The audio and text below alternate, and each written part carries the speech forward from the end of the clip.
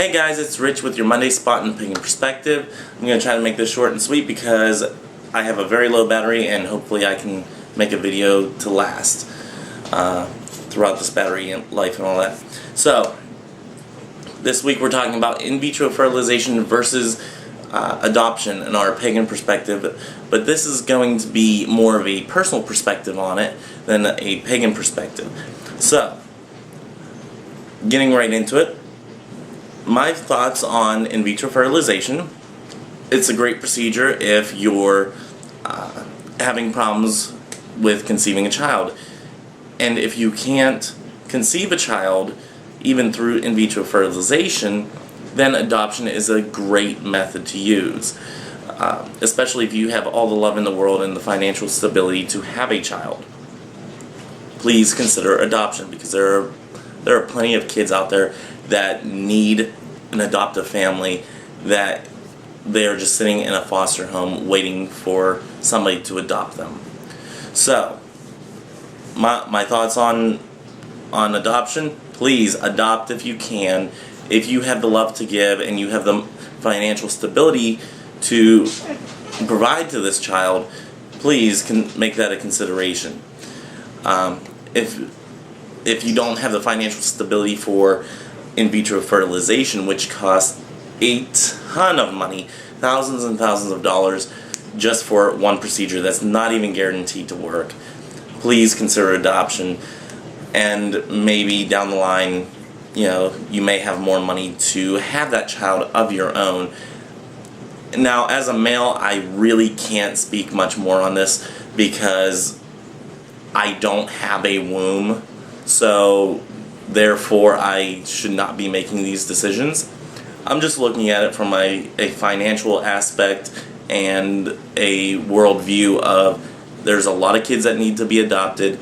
If you can't have kids or don't have the money for in vitro fertilization, then please adopt, if you really want to have children. So, if you do have the money for in vitro fertilization, this is really getting hard to say. If you do have the money for it, then and you really want a child of your own, then I say go for it. But if you have the money for 2 children, and you conceive one child, maybe if you would like 2 children, maybe consider adopting the second child instead of going through all the procedures and all that. So that's just my male perspective, with a thin grasp of a very little grasp of what all has to happen in order for any of this stuff to occur. So yeah, a male perspective, no womb, can't really speak to the subject much. Hopefully Cara will give you more information tomorrow and a little bit more in depth, because this is something I've never even considered because it doesn't apply to me. I'm not with anybody. At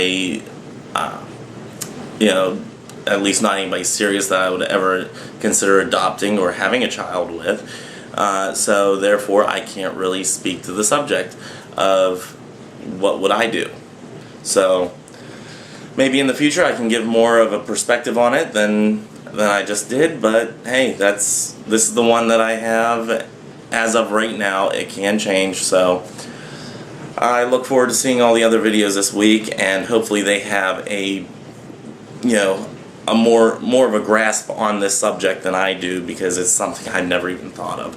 So, with that being said, may you have a great day and a better tomorrow. I believe next week is Subs Week, and then I'll catch you guys in December. Sorry about last week's video that I didn't get it up, because it was Veterans Day, and I spent the entire day out just being a veteran on Veterans Day and having fun. So, I hope you guys all have a great week. May your ancestors be with you. Goodbye.